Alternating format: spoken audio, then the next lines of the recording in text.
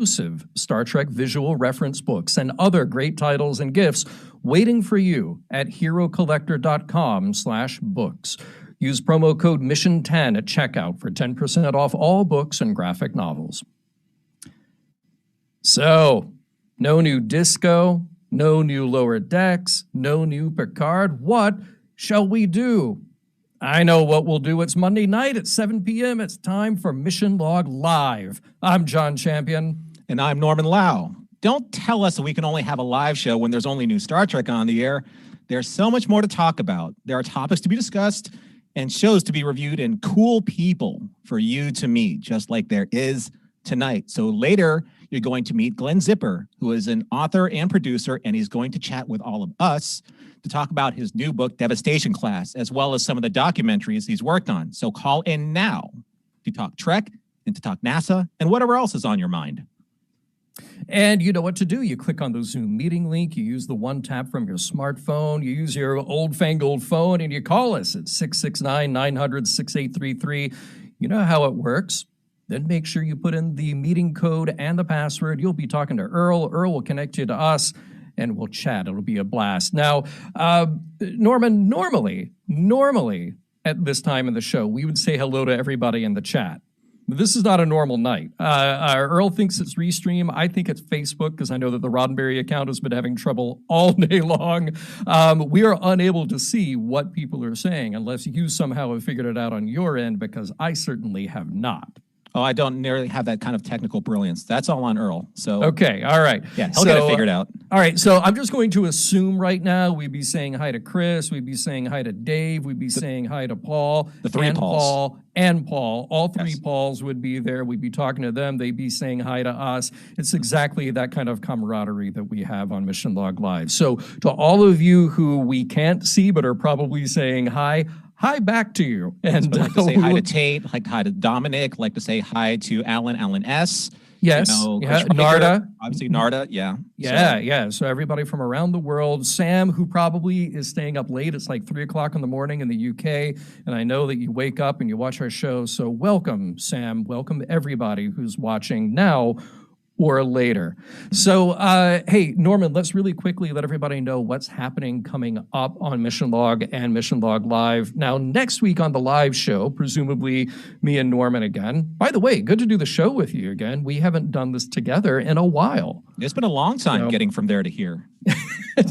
Yeah, you went there. Way to go. I did. You know. Yeah. So next week, we will welcome back a guest who we expected last week. We are very happy that Julianne Grossman, the voice of the computer on Star Trek Discovery, will be with us next Monday. So we will talk to her. We will find out what it's like to, truly fill in Majel's footsteps, as the voice of the computer. I think that's so cool. So we'll talk to Julianne, we'll meet her, and then this week on Mission Log Live, Mission Log, not Mission Log Live, we're kicking off season 6 of DS9. I mean, we're in it. Can you believe you've already covered 2 seasons with us, Norman? That's actually really fast. Well, then again, we do it one a week. 24 to 26 episodes-ish, per season, 52 weeks. The math holds up. That's the power of math, people. It is. So kicking off season 6 with A Time to Stand. If you haven't checked out our closer of season 5, check that out. It's out right now. And we do have a Patreon hangout this Saturday morning at 10:30 a.m. Pacific. That's 1:30 Eastern, and it's whatever it is elsewhere in the world, you can figure it out. You're all smart people. And that's where every tier of our Patreon followers, we just hang out, we chat. There's really not a set agenda. We just get to, for me and Norman, enjoy our coffee, and you talk to us. So and enjoy all of them too. The conversation is fabulous. Yes. Fabulous on those live shows. It's always good. I always look forward to that. So we will see you then. And finally, I've said it before on the show, and I'll just say it again. There is a new podcast from Roddenberry Entertainment. The 7 have now become 8. You have a daily show to look forward to now. In addition to daily Star Trek news, now there is Sci-Fi 5, a daily 5-minute dose of science fiction history. So go subscribe. Find it at Apple Podcasts. Go get the RSS feed. You can get all of that at podcast.roddenberry.com, which is newly redesigned, and it is beautiful. So go check out podcasts.roddenberry.com, and you can subscribe to all of the shows that are produced by Roddenberry, but especially check out Sci-Fi 5, the newest kid on the block. So, Norman, every week we have our poll questions. Last week and this week, no different. Can you tell us what happened last week in our poll? So when Holly and I were going through our review of season 3 for Discovery, we found out that I think that more people liked it overall. And judging on the data from the poll, we had about 200 plus votes.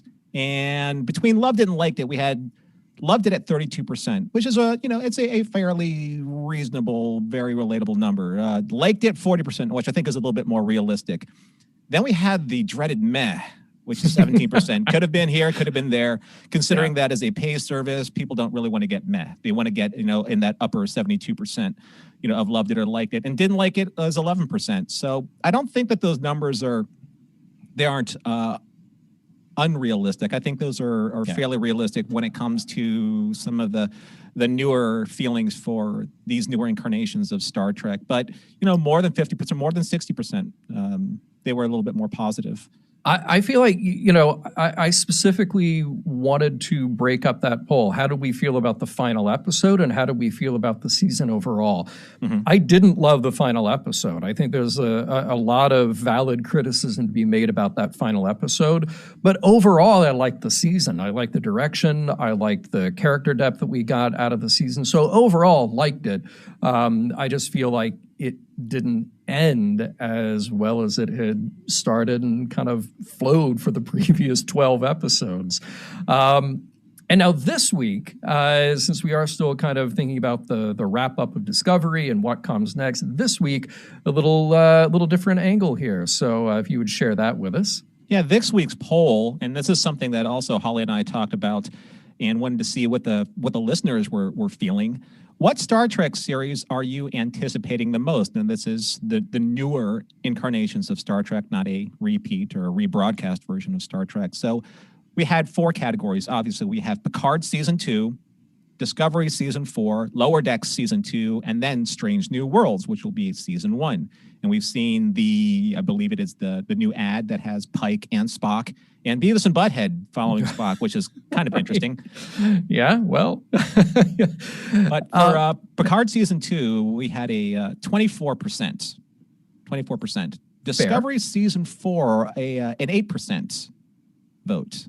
Okay. So it's a little low for now. We'll see how it wraps up next week. Mm-hmm. Lower Decks Season 2, 20%. And I think this is fairly obvious because of the popularity of Anson Mount as Captain Pike and that whole look, the pre-TOS, if you will, not Enterprise.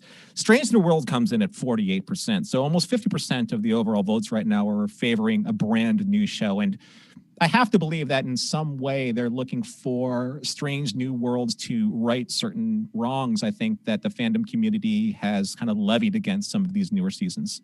Yeah. I mean, first of all, I think it's not surprising that the anticipation is higher for a show that we know the least about, just because you can sort of, put whatever your desires are into that show. And we got that taste of Spock and Pike and Number One, and I'm really hoping for a Dr. Boyce.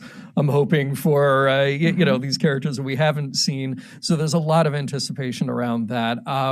And probably, maybe I'm a little bit surprised that it's less of an even split when you factor in Discovery Season 4, Picard, and Lower Decks with the others that we have already gotten a taste of. Right. But we'll see. Maybe Discovery might be a little too fresh in people's memories. And maybe I'm not surprised then that Picard Season 2 is the next most anticipated, that they got their episodes and they feel like, ooh, what's next now that we have the new Picard in his new body? What adventures await there? And Laris and Zhaban. I mean, let's be fair, right? Yeah. So we have to bring back our Irish Romulan Tal Shiar agent. Right, I do love me exactly. some Laris, man. Yes, yes.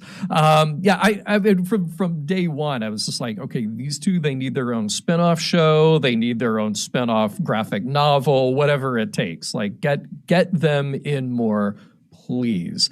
By the way, since we are kind of running at about half speed here with our connectivity tonight, we do have a special note that over on YouTube, BC and Rhonda saying hi directly to us. So BC, Rhonda, thank you for that. We're going to monitor the chat over there, and you know what to do. You know how to call in. Use the Zoom meeting link. Use the one tap from your smartphone, or pick up your phone and call us, and let's talk. And what are we going to be talking about? Who are we going to be talking to? Well, let's meet him now. His name is Glen Zipper. He is the producer of Dogs, documentary series from 2018, and The Bond in post-production right now, both about animals and the bond that animals have with humans. I know we're going to talk about that.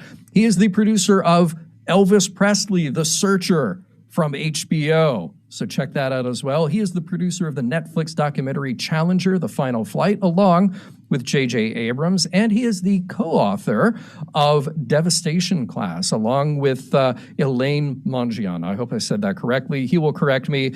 And here he is now, Glen Zipper. Welcome to Mission Log Live, Glen. Nice to meet you. Nice to meet you as well. Great to be here. Did I get Elaine's name right? I meant to ask that. You were really okay. Okay.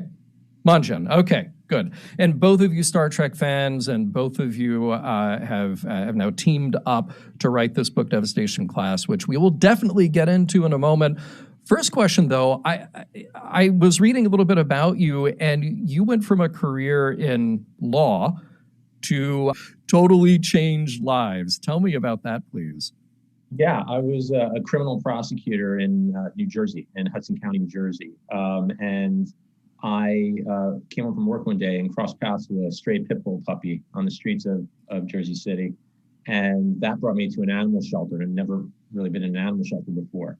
Somehow I'd managed to avoid that for most of my life.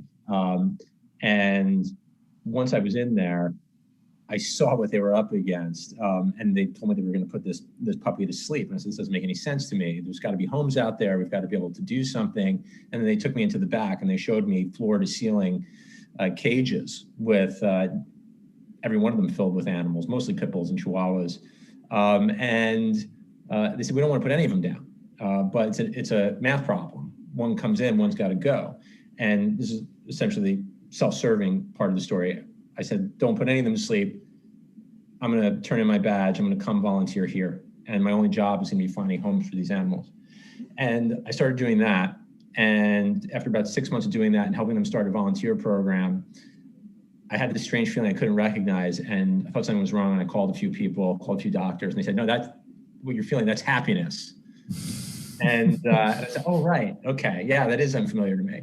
So the one dog that I couldn't get adopted was that first pit bull puppy. So I adopted him. And I said, I want to be happy for the rest of my life. What do I really want to do? I want to tell stories. So that dog was named Anthony, and Anthony and I got into my truck and we drove from New Jersey to Hollywood. And I was naive and thought that it would be easy, and it wasn't. And I got a lot of doors slammed in my face. But eventually, one producer took a chance on me, and there was an opening in his documentary department, and he taught me how to make documentaries. And I was off to the races. As an ex-Jerseyan, I understand the happiness quotient that is part of your part of being a Jerseyan. Glen, that kind of struck you like a thunderbolt. And I know that as an animal lover and owner myself, I understand that there's a connection with an animal, yours or not. It's just there's something that automatically links your souls together. Is that what happened to you? Were you an animal lover since since growing up? Did you own dogs? I didn't. That's the interesting thing. Like, I never really had animals. I had some cats. When I was in law school, I had 3 cats of my own, and I was wondering why I was having such a problem dating. And later it was pointed out to me, being a single guy with 3 cats, who watched a lot of Star Trek, wasn't all that helpful to my dating prospects. But you're not helping the stereotype, my friend. No. And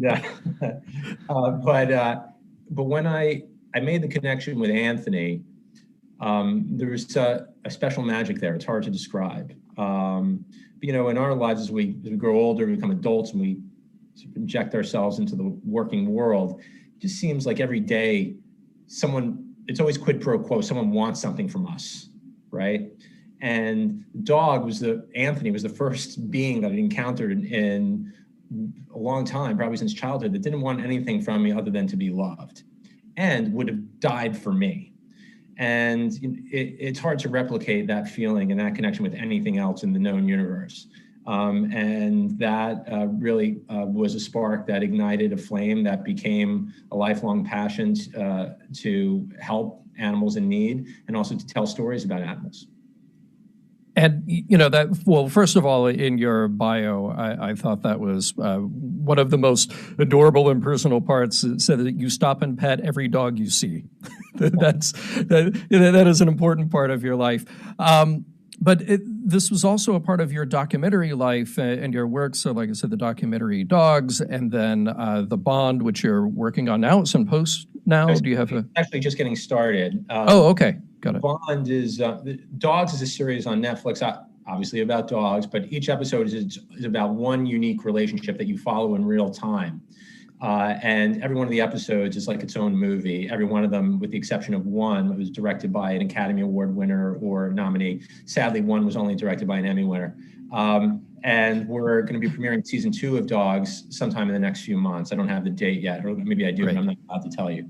And then The Bond, rather than being about dogs, is about our special relationships with animals that were never supposed to be domesticated. Don't get me wrong, it's not Tiger King, it's not people keeping exotic, it's not exotic animals people are keeping as pets. They're animals that were never supposed to be domesticated, that intersected with human beings in a way that couldn't have been prevented. And then a bond formed similar to the bond you would have with a dog. And we're producing that with Robert Downey Jr. and Susan Downey. Wow, very cool. All right, so now I had to know about all of that, about your connection to animals and your transition into creative work. And we've got a lot to talk about, NASA and Challenger and Devastation Class, and of course your Star Trek fandom. And we're going to bring on our first caller here in a second. Mike, stand by. But I want to get the nutshell version, Glenn. Your Star Trek fandom. What is your Star Trek story that has gotten you to here? Well, when I was really young, I would watch the original series reruns with my brother. My brother's 6 years older than me, and he introduced me to it. And my connection to the original Star Trek was more about a connection to the swashbuckling adventure of it all, and being lost in those worlds. And also, there's some sort of, I don't hear a lot of people talking about it, but there was, and perhaps it's because of how old I was, but there was a slight creepiness to it, almost, with the score and the sound design. It was foreign, and that the slight measure of uncomfortableness I had watching it, that is the tiny amount of it that disturbed me in a way, also forged a connection for me. And then I grew older. I started to have other interests, sports and dating and things like that. And then I had, as I got older, something really terrible happened. My dad went to jail, and I was in college at the time, and I was struggling because of that and some other things that had manifested in my life. And I just didn't know. I mean, I don't want to say I was suicidal. I wasn't, but I was in a dark, really dark place. And just one of those phases in your life where you just don't know how you're going to confront the next day. And a friend of mine came over and he said, "Hey, have you been watching The Next Generation?" And I said, "Well, I've been in and out. I haven't been keeping up." And he said, "Well, have you seen The Best of Both Worlds?" And I hadn't seen it yet. And he had already recorded the part 1, and part 2 had already happened. So it wasn't like I had to wait. And it just sucked me in. And I loved it so much. And then I started to binge on it. He had recorded some so long ago, I think it was on VHS. And the thing about it that most resonated with me is that, I had grown up in a way where my family sort of turned their nose up at rules. And they just did what they needed to do to get by. And if they had to cut corners, if they had to cheat a little bit, if it was for the greater good, it was okay. It was a little bit Kirk-esque, for lack of a better, crossed with The Sopranos, right? But with the Next Generation, and the character of Picard and the hierarchy of that show, there was an order, and these were people that were loyal to an ideal. They took it seriously. They were adhering to an oath, and that measure of structure and control and doing the right thing and doing the right thing being its own reward, it just felt safe.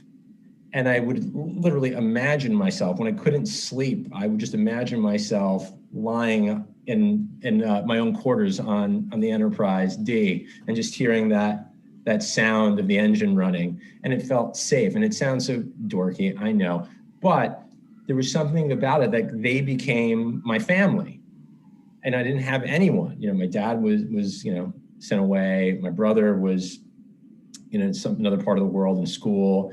I didn't have that many friends at the time, and so that crew became my friends and family. Not in a weird way, I know, but in a way that it was just enough to help me get through the night and watch those reruns every night. Believe me, Glenn, everyone who's hearing your story right now knows exactly what you're saying. It's not dorky. It's not weird. It is part of our culture. Yeah. Please continue. But it's good to hear that, and we talked for a minute or two before we got started, and I was saying that somehow, despite how much I care about these things, I've created a life for myself where I'm not really surrounded by people who do care about the same things that I do. There's not anyone I could sit down and watch Star Trek with. So when I hear you respond to that and say, Glenn, there's a lot of people out there that feel they know exactly what you're talking about. They feel exactly the same way. That feels really good. And I will tell you this, everybody likes the sound of the Enterprise D warp core as white noise when you're trying to go to sleep. That's just a fact. So please feel free to put that on like your home stereo system or something. Yeah. I have another weird Star Trek intersection in my life is over the pandemic, I developed a really horrible case of tinnitus. And I know that William Shatner suffers from it terribly as well. And of course, that's what I've been doing. I've been listening on YouTube. I've been listening to that noise, and it's actually helped me quite a bit. Please tell us you're not rolling around your home like trying to avoid photon grenades. From a Gorn launcher. I'm not just that now. Hey, let's say hi to our first caller tonight, Mike. Mike is joining us, and hey, good to see you. Welcome to the show. And what is on your mind tonight? Great to be here, John and Norm. Thanks so much for having me on. Glenn, really interested in speaking to you and hearing more about what you have to say. So I'm not learning anything when I'm talking, but just wanted to point out that I am part of a small team at a major airline that develops training for our pilots. The Challenger Special figures prominently in that next year. We talk about things like rushing and what we call drift, where standard operating procedures are disregarded in the interest of speed, convenience, operational pressure. All the things that you spoke about in the documentary, we covered because we see those same things creeping into our day-to-day operation. And we cover those, and it's very engaging. It gets our pilots very interested in it, and I'd love to hear more and more what you have to say. Listening to your Star Trek story, it could have been me speaking. I grew up on Long Island, was the only difference. New Jersey, Long Island, older brother watching it. It started as kind of a neat adventure when I was a kid. As I've grown, it has just taught me how to be a better human. Last thing I'd like to say is John, I reached out to you on Twitter a couple of weeks ago. I use this all the time with our people. We are not doing our jobs if we are so overwhelmed by our beliefs that we cannot accurately assess reality. So thank you for saying that. That has added a daily reminder to me. Hey, look, I'm just shocked that I got something that coherent out in an improvised speech. So I really appreciate you pointing that out, and I'm honored and really touched. Thank you for saying that, and thank you for transitioning us to really, one of the major topics tonight, which is the Challenger documentary. Glenn, I've just absolutely been riveted by it. As a NASA geek from a very young age, my first launch that I ever saw in person was Apollo-Soyuz. I've got two family members who worked for NASA, one whose signature is on the moon inside one of the lunar modules. This documentary really spoke to me, as it did to you, Mike, and as I'm sure it has to a lot of people.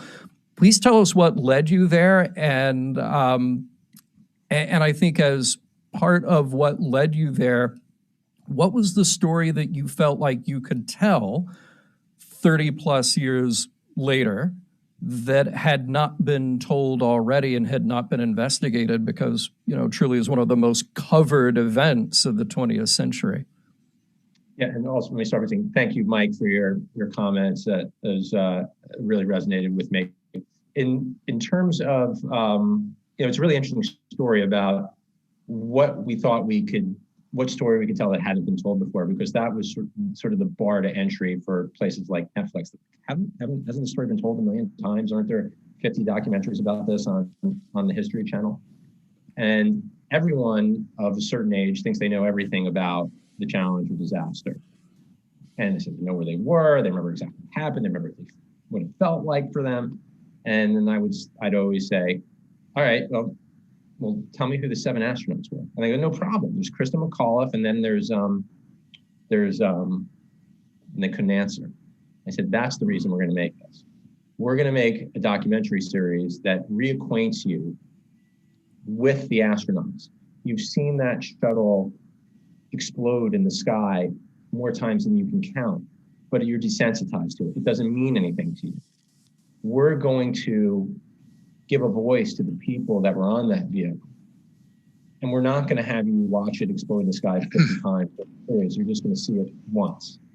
But when we do get back to it, you're going to know who those astronauts are. You're going to know who those heroes are, and it's going to break your heart. But hopefully you'll take that pain and then you'll pay it forward, because it'll be endowed with meaning again. It just won't be a spectacle in the sky. And when you talk to the family members of those heroes, and you talk to the people who run Challenger Center, they don't want to be seen as victims. They have a mission to educate and inspire kids for as long as they're breathing. And that was another reason to do it, to bring people into the story, to educate them, to entertain them, not in a morbid way, but you can't, if the documentary is not entertaining, even if it's tough subject matter, no one's going to watch it. And then hopefully they could take that experience from watching the series and then bring it back into the world and do something positive with it, even if it's something as simple as supporting going further and deeper into the next frontier. Excellent. And yeah, if people haven't watched it yet, that I think truly is one of the greatest takeaways from this documentary, is focusing for a solid amount of time on the people who are involved and getting to meet their families. I think a lot of the interview footage you have with Dick Scobie's widow is just fantastic, and it really presents a very human story, as opposed to just purely focusing on what went wrong from either a physical and engineering standpoint or from an administrative standpoint. It was about the people who had families, who had lives, who had friends, and so many of their circle were there pulling for them when this tragedy was played out on this huge stage. And I think that's very well handled in the show. Mike and Glenn both, since Mike, you mentioned that this is something that you're using in the show, or using in your training. There was something that struck me in this series where there's a lot of talk about arrogance leading up to what happened, and I was watching that wondering, would I feel the same way presented with the facts of the story kind of dispassionately? Is it arrogance? Is it combined with complacency? Is there a pressure to do the job that also leads to this kind of disaster when it's easy to overlook details? Can you, maybe for both of you, Glenn and Mike, since you're both sort of looking at this from the same angle, curious what your takeaways are. What are the lessons from a story like this? And Mike, I'm going to throw that to you first, and then we'll come back to Glenn. Great. To answer all your question, yes. We find complacency and arrogance do kind of go hand in hand. When you think that you're so good that you don't have to follow all those steps, every one of those steps provides another layer of redundancy to trap a mistake, to keep you from doing something where the risk outweighs, the potential benefit. So if you feel like you don't have to follow those procedures because you're that good, because there is a sort of an arrogant streak, that is a problem. The other problem is that overconfidence. You've done this. In the case of our job, we do it thousands of times a day. People do it hundreds and hundreds and even thousands of times successfully over the course of their career. So that's what starts to creep in, that complacency and a little bit of arrogance, and the fact that as you start to deviate from the standard operating procedure the first time and things work out okay, then you do it again, and then it becomes normalized. And it's that normalization of deviation that we really, really have to fight.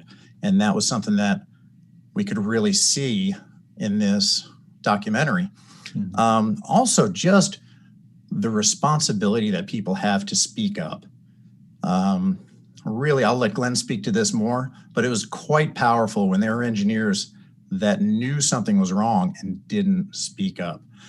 There have been accidents for the entire age of commercial transportation where somebody in the cockpit knew something was wrong and didn't speak up. We've gotten a lot better about that, but in the days of the airline captain being the king of the cockpit, people were afraid to speak up.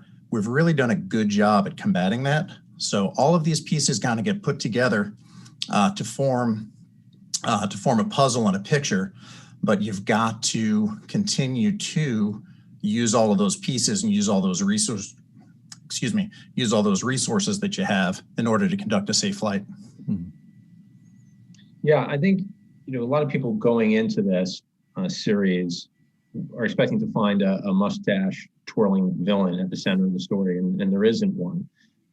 Everyone here was trying to do the right thing. Everyone was on the same mission, but something went wrong. And in a sense, this was the perfect storm.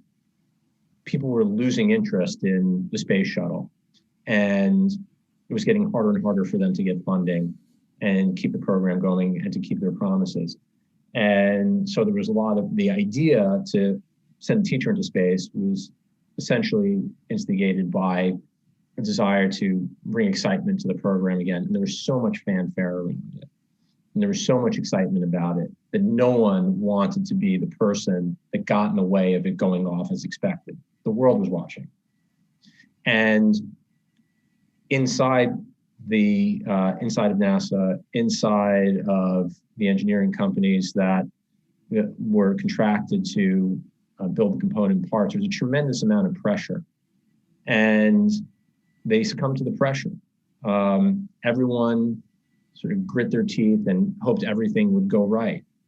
And there were a few people who were pretty sure it wasn't going to go right. And as you're saying, Mike, they should have spoken up. And most of them, it haunts them to this day that they didn't. But that's the cautionary tale. When you see that red flag, you're going to need to raise it, because if we don't do it next time, history will repeat itself. Mike, hey, thank you so much for calling in tonight and sharing your perspective. And I'm glad that it's people like you who are training others with exactly these kinds of thoughts and these sort of deep dives into these issues. Thank you for sharing that with us. And you should have a show on all of this.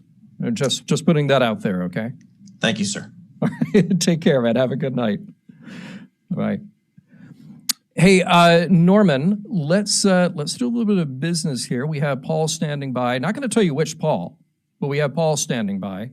But let's come back to him after we take care of a little business, okay? Shall we?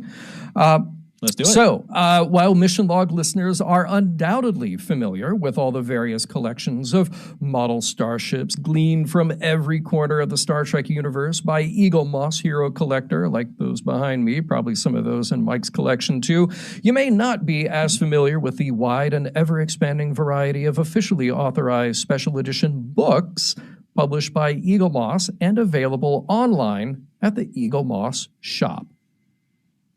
So fans who pay a visit to the exclusive Star Trek bookshop at herocollector.com/books will discover a range of definitive visual guides that go as deep into Star Trek history and canon as any books ever published, each extensively researched and developed by Eagle Moss Hero Collector under the supervision of Star Trek expert Ben Robbins. He is the man, and he is an expert. He is the expert. He is the expert. Books from the Star Trek Shipyards series present a timeline of almost every ship that has ever appeared in the Star Trek TV shows and movies, from the original series forward to Discovery and backwards to Enterprise. Some of these volumes are dedicated exclusively to Starfleet starships, while all others focus on ships from other members of the Federation, including the Vulcans, Andorians, Tellarites, and Bajorans. Books in the Designing Starship series boldly go where few have gone before, deep behind the scenes into the conception, development, and details of the ships from every era. There are even volumes of the comprehensive official Star Trek graphic novel collection. And for those of you who have collected Eagle Moss books and collected the magazines that come with the ships, you know how good those details really are. They sure are. There is something for every Star Trek fan of every generation. Plus, especially for friends of Mission Log Live, use code MISSION10 at checkout and receive 10% off all books and graphic novels. To browse around the shop, visit herocollector.com/books and use the promo code MISSION10 at checkout for your 10% discount.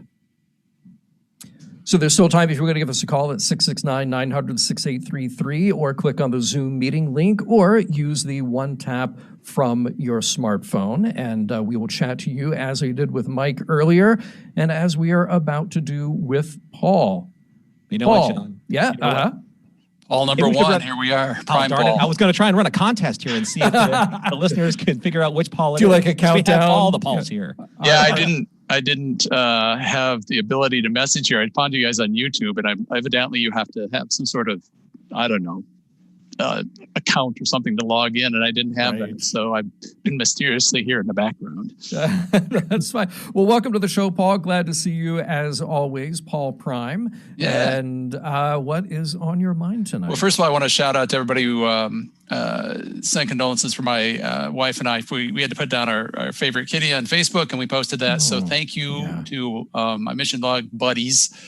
And then listening to Glenn here talk about the dogs, same thing with cats. There's a lot of them out there. Yeah. So, but we're going to move on to this. You've given me a reason to go back to Netflix, at least for a trial period, because I'm a CBS guy. But I want to ask Glenn, it didn't strike me.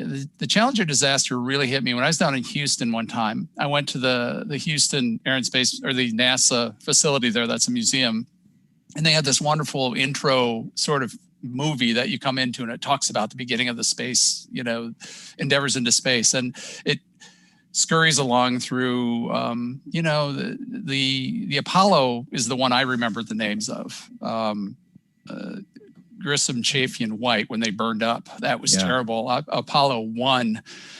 And that's burned in my head as a kid. But you're right. I don't remember the names of the astronauts, but I tell you, they have this movie that runs, and then it's just builds and builds and builds, and all these spaceships launch. We go to the moon, and then they show the shuttle taking off, and all of a sudden there it goes, and it explodes, and it's just dead quiet. It's this, poetic phasing of the sound, and it just stops, and you just break into tears. And I'm curious, have you ever seen that? And what sort of pushed you into doing this? Because thank you for your work, and I'm looking forward to seeing it. Well, first of all, my condolences as well to you and your wife about your cat. And I agree with you. There's a bond there with cats as well. And I can't break any news just yet, but it's possible that I might be working on something with cats right now. Look forward to that. I don't think I've seen the film that you're referring to, But, I remember like at the beginning, when you do watch it, the first scene in it is a recreation of a classroom where a teacher's wheeling in an old cathode ray TV to a classroom for the kids to watch the launch. And essentially that's my classroom. And so many kids of my generation have that same experience. They're in their classroom with their friends, with their teachers, and they watch it explode live on television. Because we all wanted to see the teacher go into space. We're going, of course, we couldn't fathom the idea that there would be a disaster like that. And so that feeling, that trauma stuck with me for over 30 years. And to have an opportunity to tell the story and help exorcise that demon, so to speak, and try and leave people with a more hopeful memory coming out of that disaster, as opposed to the explosion being the end point. I'll chime in a little bit to say that when that started, I didn't know what I was getting into with your documentary, but from the first frame, when I started watching episode 1, that took me back to exactly that moment. We're probably very close to the same age. And I remember being at school. I wasn't in a classroom, but I was in the library. And we had a TV in there to do exactly the same thing. A lot of us were watching. Absolutely couldn't believe what we were seeing. And for a good, not for long, but for a good several minutes after this happened and after the story was unfolding, I remember talking to other people just saying like, well, wait, well, no, that couldn't be that bad. There are fail-safes. There has to be a way that they're okay, that this isn't as bad as it looks. We don't know what, and of course that was just dashed soon after. But just seeing the way you opened that with the TV on the cart, I felt like it was 1986 again, and I had all those same feelings while I was watching it. Interesting. And at the same time, though, I'm sorry, Glenn, go ahead. We have a little bit of delay. But at the same time, though, John and Glenn, that you had this one kind of cornerstone, this touchstone with the AV cart getting wheeled in, because that's how it was for me. It was that nice sunny day, the AV cart gets wheeled in, teacher plugs it in, everyone's excited, and then the tragedy happens. But I do remember, like almost immediately following that up, having conversations with, say, parents or parents' friends, and they go right into that next scene, talking about how this was like the most like culturally significant touchstone since the Kennedy assassination. Right. That's right. And the juxtaposition with the Kennedy assassination and parents remembering where they were, to all of us of that generation that watched the Challenger explode, knowing exactly where we were. It just felt like, oh my gosh, those conversations are so prescient right now. It's amazing. Yeah. So I'm sorry, Glenn, you were going to say something. I want you to go ahead and chime in here. My mistake. Go ahead. No, all I was going to say was that there's that feeling that we all had watching it, that John was just talking about, where like they must be able to. There must be fail-safes. There must be a way for them to survive this. And what's interesting is the folks that were actually there in the grandstand watching it, they had the same feeling. It was no different for them. And when you watch the movies, if you've ever seen A Christmas Story, someone who was in that grandstand was Peter Billingsley, who played Ralphie in A Christmas Story. And we were looking at a photo of the grandstand, and we lean in and say, could that possibly be Ralphie? And it was. And we reached out to him, and he agreed. He was resistant, and I don't want to say resistant, he was very friendly, but he was reluctant to relive it. But he actually came down to the Bad Robot offices, and we interviewed him there. And his account, what it was like to be there and watch the explosion firsthand live, is one of the most powerful things in the documentary. So are we going to see a DVD release on this? I'm one of those old guys who gets DVDs. Funny, no, Netflix doesn't ever release anything on DVD. And the reason it's funny is when it was done, but before it premiered, we had to show it to the families. Of course, we wanted them to see it. If anyone else saw it. And, they're a little bit older, and a lot of them wanted DVDs. I'm sure they did. we had to explain to them that Netflix doesn't do DVDs, but The irony of that is palpable. Yeah, I know. Right? Right. But Netflix was kind enough to give them free accounts for a minute, and they got to watch the show that way. So let's move forward then. Okay, so you had this traumatic experience. How much of a renew of that kind of thing when we watched the opposite happen, when the shuttle was coming home and just disappeared? I had a friend who worked on that shuttle, the one that came in and just disappeared from existence, right? And they couldn't sleep for a while because of knowing the potential of that happening on its way up, and then it just burns up on the way home. How did that hit you? Did you have the same, was it revisited kind of feelings, or? Yeah, I mean, when you experience a trauma like the Challenger disaster, there are going to be things that trigger you if they're even in the same neighborhood of something that devastating. The difference was there was so much fanfare around Challenger, and there was so much celebration, so much joy, that it went from being the highest of highs to the lowest of lows instantaneously. Whereas with Columbia, the shuttle disintegrated on reentry, the shuttle launches and returns have become perfunctory again. No one was paying attention. When you watch the series, you'll see we actually have Jerry Seinfeld, the coach Jerry Seinfeld, talking about how everybody's bored with the space shuttle. This was before the Challenger disaster. And so no one was really even waiting for Columbia to return. Nobody was, and there wasn't Twitter. So it just sort of, it slowly bled out that it had happened. And you saw it on the nightly news, but also it looked like a meteor shower. It wasn't the same spectacle either. So of course it was painful. Of course it was terribly sad, but it was, when you juxtapose it to Challenger, it's a very different experience. Yeah.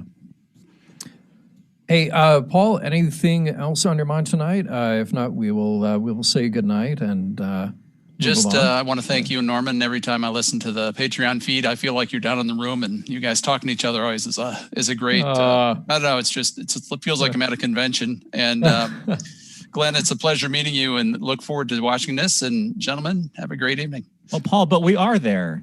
Yeah, but I can't talk to you in real time. I had to go back and watch the episode. Where are we at now? Oh, season 6, episode 1. You're on 2 now, and I watched that last night, so I'm ahead of you now. Finally, excellent. All right. Well, we'll see you Saturday morning. I hope. One quick thing. Yeah. See if you can talk to Rod. All right, when you're done. Because you said such prescient things about, particularly Norman, about the relationship between Ducat and Kira. There's a huge value for you two and for everybody involved to watch the documentary on DS9 immediately when you're done with this season. I mean, when you're done with DS9, move into, do a special one of these and watch What We Left Behind, because Norman, you're so ahead of yourself. You hit some great points there the other day. Well, full disclosure, ever since I was going to watch it, What You Leave Behind. I kickstarted, I got my DVD, all of that. And I was about to unwrap it and watch it when I got a phone call from John or a text message saying like, "Hey, would you like to try out for Mission Log?" And when we started doing it, when I started doing Deep Space Nine and really looking at it from a more of a ground level, I didn't. I put that to the side. I'm like, I'm going to watch this. Wait till you see it. Wait till you see it. I need to do see it. How good you have been. Yeah. So, gentlemen, cheers. Take care. Thanks, Paul. Take care. Have a great night, Paul. Right. Our best to Michelle. Yep. All right. So, Glenn, I didn't mean to steer the entire conversation tonight to Challenger, although, again, I'll recommend to our audience that it is absolutely fantastic. It is such a well-made documentary, incredible interviews, historic and new in there. So I do want anybody who has not checked it out, please do so. Go to Netflix. Be like Paul, re-up your membership. Go check it out or get the freebie and go watch it, because it is definitely worth it. But we also want to talk to you about another current project, a relatively newer project, and that is your novel, Devastation Class. And give us a lowdown. I got a couple of questions about it here, but I want you to give us the nutshell version, what our audience needs to know. I've done so many interviews and talked about it so much. I'm still terrible at giving about it. But what I like to say, obviously it's deeply inspired by my love for Star Trek. But one of the other important inspirations is a movie from 1983 called Taps. And Taps is a movie that at the time had a bunch of unknown actors, and these unknown actors later became Tom Cruise, Sean Penn, Timothy Hutton, George C. Scott. Yeah, sure. Yeah. Giancarlo Esposito, Gus Fring is in it as well. And it's a story of these military cadets who are at a military academy, and they love it dearly, and it's sort of inextricable from their identity, but it's going to be shut down and bulldozed to make way for a new row of condominiums. And these cadets essentially mutiny, take over the campus, and won't let the bulldozers in. And myself and Elaine, my co-authors, what if we set a story like that in space? Instead of the bulldozers coming in to make way for a new row of condominiums, what if it's an alien attack? And these younger cadets that are on the ship, they feel like they're in the hands of some incompetent adults. And if they don't take matters into their own hands, if they don't mutiny, if they don't take over the ship, they're all going to die. And that's really where the story starts. Then from there, it takes a twist that they never could have seen coming, and sort of goes more into sort of lost territory, a little bit more mind-bending. That sounds super interesting. But as a matter of fact, I always thought, when I read that name of your book, I was like, that would be a great Starship class, Devastation class. Yes. Well, it's based on a class of ship from the 1800s. Like an old wooden warship? Yes, indeed. Very cool. And tell us a little bit about that kind of connective DNA with Star Trek, between Devastation Class and Star Trek. And the thing that, we talked about earlier about Star Trek having an order to it and a hierarchy.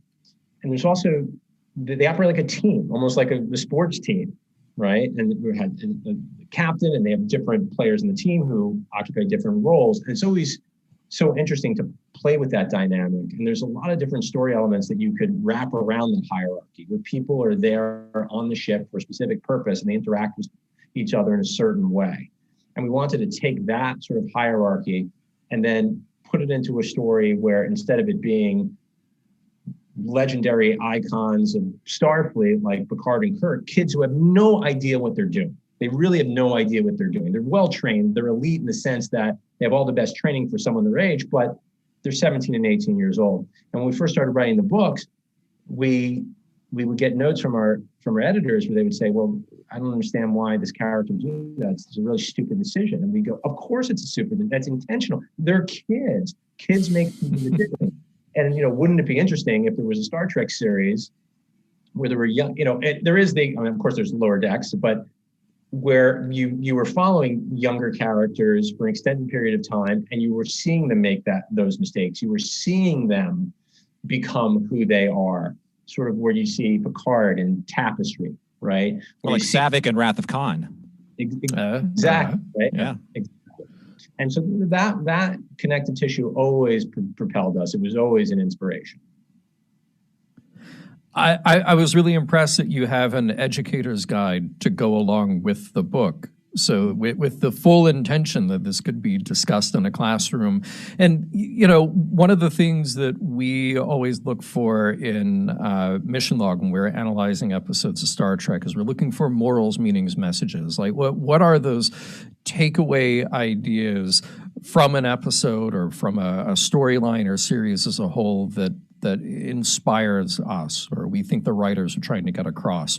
So I kind of pose it to you both ways with Devastation Class and with Star Trek. And you've talked about your interest in that hierarchy and that structure, but are there ideas there that go beyond that? I mean, I think adherence to principle is a great one, but I'm curious what else inspires you there. Right. As it pertains to Devastation Class, there certainly is a message there. We didn't want to be too pedantic about it or on the nose about it. We wanted it to be a page turner. We wanted it to ultimately be a big popcorn movie one day or a TV series. But that message was, when you look at the world around us today, almost all the decisions are being made by people like Mitch McConnell and Chuck Schumer, right? To be bipartisan, right? Mm-hmm. They're both men, right? And they are the caretakers of of our future and the millennials' future and Gen Z's future. And do they really know what's best for us? Are they best situated to make decisions that will put us in the best position to survive and thrive? And so in the last year, you saw when people took to the streets, the younger generations taking matters into their own hands, and sometimes even having to break rules in order to do what they thought was necessary, what they thought was right, what they thought was required in order to create a better world. Mm-hmm. And so we took that and we poured it into a sci-fi space opera with these young characters making decisions that they feel like they have to make in order to survive, even if they're breaking the rules, even if they're breaking the law, even if it could mean their careers are worse, or even their lives. The double or triple entendre of the title it's just, there's so many ideas swirling around in my head. It's almost as if like Kirk and Spock, from 2009, they just went a different way, mm-hmm. right?